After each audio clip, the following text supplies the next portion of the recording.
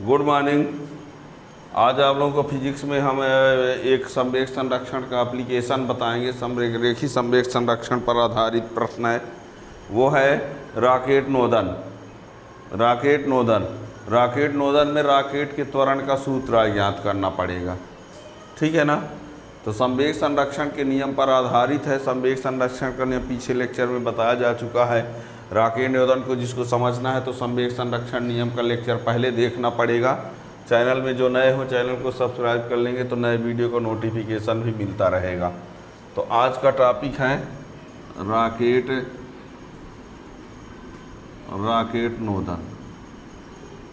इस प्रश्न में आपको रॉकेट के त्वरण का सूत्र लाना है, रॉकेट का त्वरण।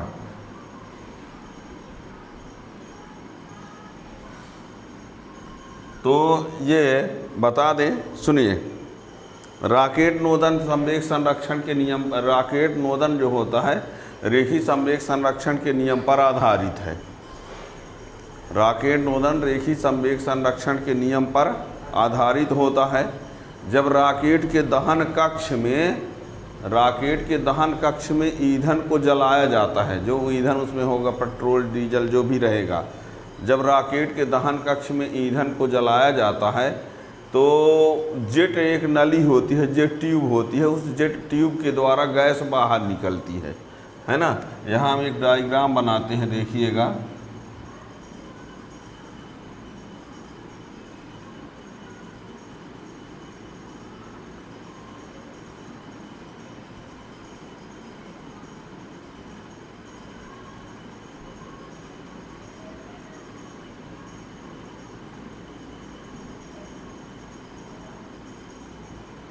इसको बोले देते हैं दहन कक्ष, इसको बोले देते हैं ईंधन। इसमें ऑक्सीकारक पदार्थ है, ये ऑक्सीकारक पदार्थ, ठीक। ये रॉकेट किसी ऐसे कुछ बना देते हैं, ये जली हुई गैस बाहर निकल रही है, ठीक है ना। ये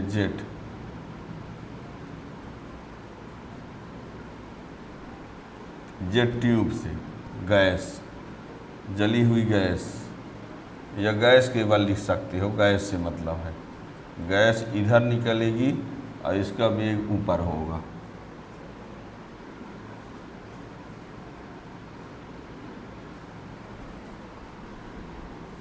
ठीक। यहाँ चित्र में हमने ये बनाया है, ये ईंधन इसमें है, क्या है वो ईंधन यहाँ के क्या होता है, जलता है तो यहाँ पर से क्या होता है, गैस बाहर निकलती है।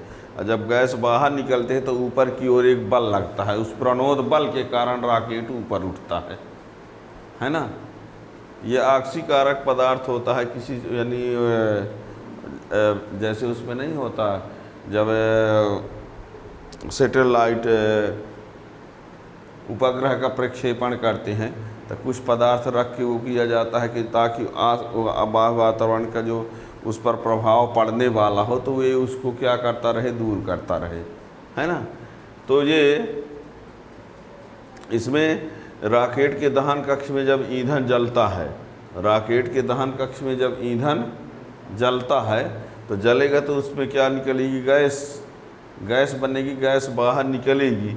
और जैसे ही गैस बाहर निकलेगी तो जब बाहर गैस निकली जेट नली के द्वारा तो ऊपर की ओर क्या लगता है, एक बल लगता है, और उस प्रणोद बल के कारण रॉकेट ऊपर उठता है, ठीक है ना। और ये इसमें हमको जो पढ़ना पड़ेगा वो क्या है, पढ़ना पड़ेगा रॉकेट के त्वरण का सूत्र। रॉकेट नोदन में पढ़ना है, क्या पढ़ता है, रॉकेट के त्वरण का सूत्र पढ़ना पड़ेगा, ठीक है ना। तो इसमें हम क्या करेंगे, सबसे पहले ये मान के चलेंगे कि रॉकेट का जो प्रारंभिक द्रव्यमान है, तो रॉकेट के त्वरण का हमको लाना पड़ेगा सूत्र। तो इसके लिए हम क्या करेंगे, सबसे पहले एक बार समझ लीजिए शॉर्ट में जल्दी से। रॉकेट का प्रारंभिक द्रव्यमान हम मान लेते हैं कितना है, m0। लेकिन ये उस समय का द्रव्यमान है जब उसके अंदर गैस और ईंधन सब कुछ भरा है, गैस और ईंधन सब कुछ उसके अंदर भरा है, तब का द्रव्यमान कितना है, m0। और ये मानकर चलते हैं कि प्रति सेकंड उससे इतनी गैस बाहर निकलती है। रॉकेट का प्रारंभिक द्रव्यमान इतना है, ईंधन गैस सब मिला के, अब प्रति सेकंड उससे कितनी गैस बाहर निकलती है, ΔM/ΔT प्रति सेकंड, माने एक सेकंड में। तो जब एक सेकंड में इतनी गैस बाहर निकलेगी तो t समय में कितनी निकलेगी, तो ΔM/ΔT इंटू टी हो जाएगा। एक सेकंड में इतनी गैस, एक सेकंड में, तो t समय में कितना, इतने इंटू टी हो जाएगा कि नहीं। एक सेकंड में इतनी गैस यदि बाहर निकल रही तो 2 सेकंड में इसमें 2 का गुना, 3 सेकंड में तो 30 सेकंड में तो t का गुना। तो प्रारंभ में द्रव्यमान इतना था और 30 सेकंड में इतनी गैस उससे निकल जाएगी, तब उसका द्रव्यमान कितना बचेगा फिर, m0 minus ΔM/ΔT into T, ये ना हो जाएगा। प्रारंभ में रॉकेट का द्रव्यमान कितना था, m0 था, अब 30 सेकंड बाद उससे इतनी गैस बाहर निकल गई, तो 30 सेकंड में अब द्रव्यमान कितना होगा, उतना पहले जितना था उससे इतना घट जाएगा, उतना घट ही न जाएगा। तो ये इतना कम कर दिए।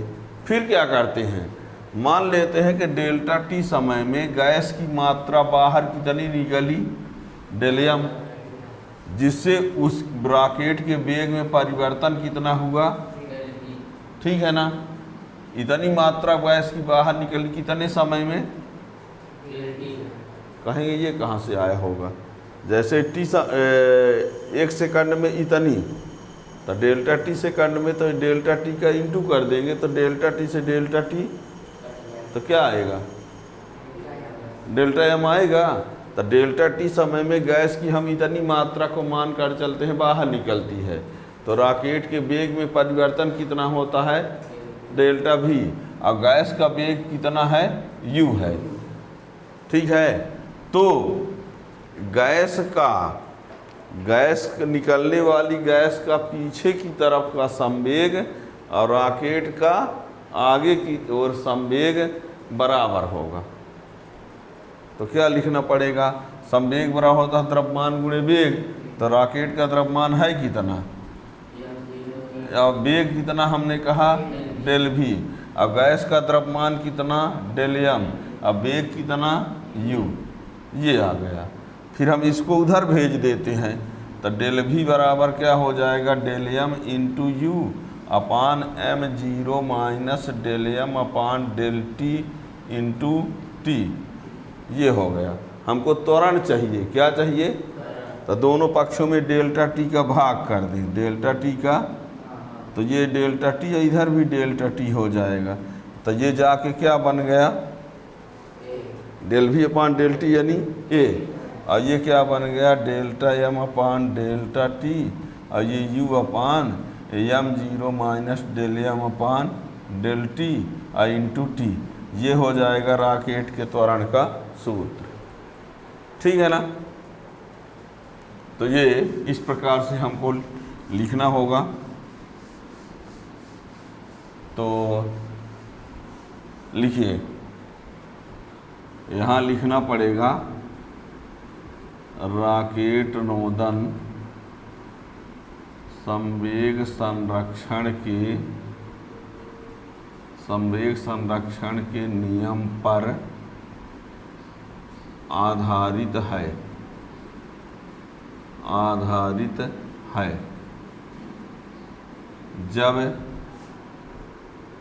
जब रॉकेट के दहन कक्ष में ईंधन को जलाया जाता है,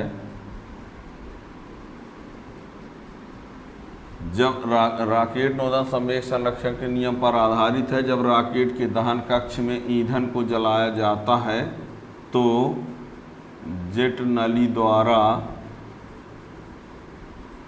नली द्वारा गैस तीव्र वेग से बाहर निकलती है, जिससे रॉकेट पर ऊपर की ओर एक प्रणोद बल कार्य करता है, जिससे रॉकेट ऊपर उठता है। ये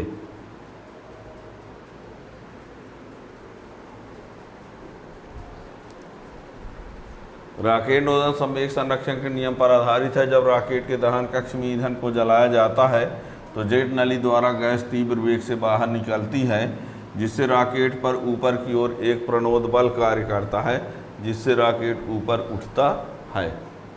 ठीक, अब क्या करेंगे, मान लिया रॉकेट का प्रारंभिक द्रव्यमान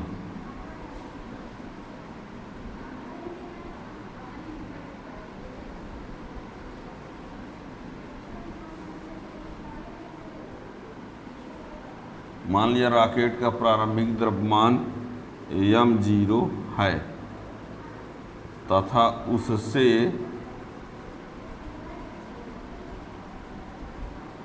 प्रति सेकंड निकलने वाली गैस की मात्रा ΔM/ΔT है। मान लिया रॉकेट का प्रारंभिक द्रव्यमान मान लिया रॉकेट का प्रारंभिक द्रव्यमान गैस ईंधन सहित m0 है तथा उससे प्रति सेकंड निकलने वाली गैस की मात्रा ΔM/ΔT है। तो t सेकंड में निकलने वाली गैस की मात्रा बराबर ΔM/ΔT इंटू t, यानी 1 सेकंड में जब इतनी मात्रा निकलती है तो t सेकंड में इतने इंटू t हो जाएगा। आयकिक नियम से 1 सेकंड में इतनी मात्रा निकलती तो t सेकंड में इतनी,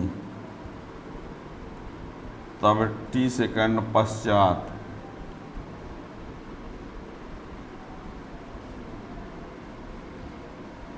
रॉकेट का द्रव्यमान तो कितना होगा, जितना पहले था उसमें से इतना घट जाएगा, जितना पहले था उसमें से इतना घट जाएगा, क्योंकि जो प्रारंभ में द्रव्यमान m0 माना गया है वो गैस ईंधन सब मिला जुला के है। अब इतने से t सेकंड में गैस उससे इतनी निकल जाएगी तो उसका द्रव्यमान कितना बचेगा, जितना पहले था उसमें से इतना निकल जाएगा।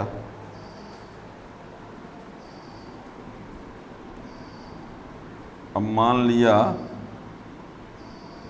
ΔT समय में गैस की अतिरिक्त मात्रा ΔM बाहर निकलती है, जिससे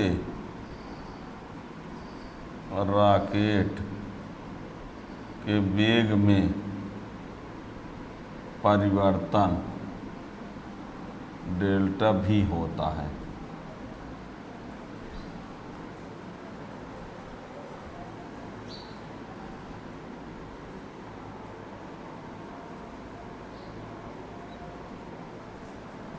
देखना, मान लिया ΔT समय में गैस की अतिरिक्त मात्रा ΔM वेग u से, देखिएगा यहाँ मान लेते हैं ΔT समय में गैस की अतिरिक्त मात्रा ΔM वेग u से बाहर निकलती है, जिससे रॉकेट के वेग में परिवर्तन ΔV होता है।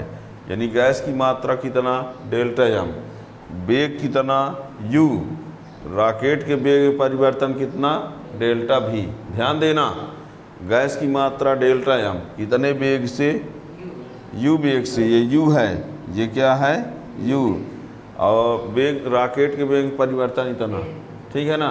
अब संवेग संरक्षण का नियम जब लगाना है तो ये कहना पड़ेगा रॉकेट का आगे की ओर संवेग, रॉकेट का संवेग बराबर गैस का पीछे की ओर संवेग। रॉकेट आगे जाएगा, गैस नीचे, मतलब ठीक है ना। ये कहिए आप रॉकेट का आगे की ओर संवेग बराबर गैस का पीछे की ओर संवेग, ठीक है ना। तब लिखेंगे, तब संवेग संरक्षण के नियम से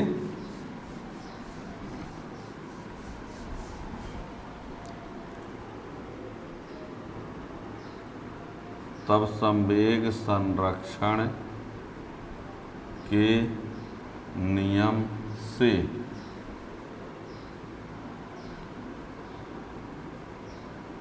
रॉकेट का आगे की ओर संवेग बराबर गैस का पीछे की ओर संवेग।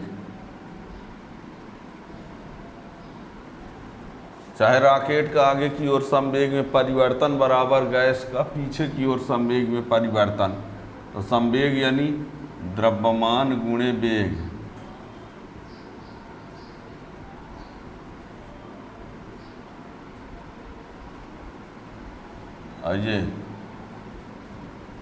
ये रॉकेट का आगे की ओर संवेग तो द्रव्यमान गुणे वेग, द्रव्यमान गुणे वेग में परिवर्तन, रॉकेट का आगे की ओर संवेग में परिवर्तन बराबर गैस का पीछे की ओर संवेग में परिवर्तन कह सकते हो। अब यहाँ पर तो डेल्टा v बराबर delta m into u upon m0 minus delta m अपान t इंटू टी, ये ठीक है। दोनों पक्षों में डेल्टा टी का भाग दे देते हैं, दोनों पक्षों में डेल्टा टी का भाग दे देंगे, तो डेल्टा टी का भाग देंगे तो क्या आएगा, डेल्टा v बटे डेल्टा टी बराबर delta m upon delta T, और ये u बटे m0 minus delta m upon delta T into T. ये अब ये हो जाएगा a, तो del m upon delta T और इंटू यू बटे m0 minus del m upon delta T into T. Side में बोल दीजिए a बराबर del v upon del T त्वरण, ये क्या है, a बराबर del v upon del T त्वरण है। यही रॉकेट के त्वरण का सूत्र हो गया। अब ये रॉकेट के त्वरण का सूत्र है। और ये भी बता दें, इसमें गुरुत्वीय त्वरण की उपेक्षा करके चला गया है। ये उस समय रॉकेट के त्वरण का सूत्र है जब गुरुत्वीय त्वरण की उपेक्षा किया गया है। लेकिन यदि ये मान लिया जाए कि उसमें गुरुत्वीय त्वरण भी कार्य करेगा, तब उसका त्वरण निकालना होगा, तो इसमें जी को घटा देना पड़ेगा, है ना।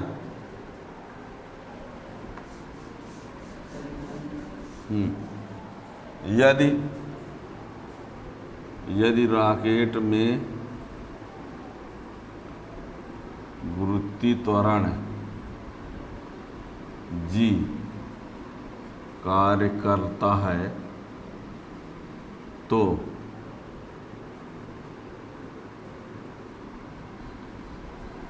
परिणामी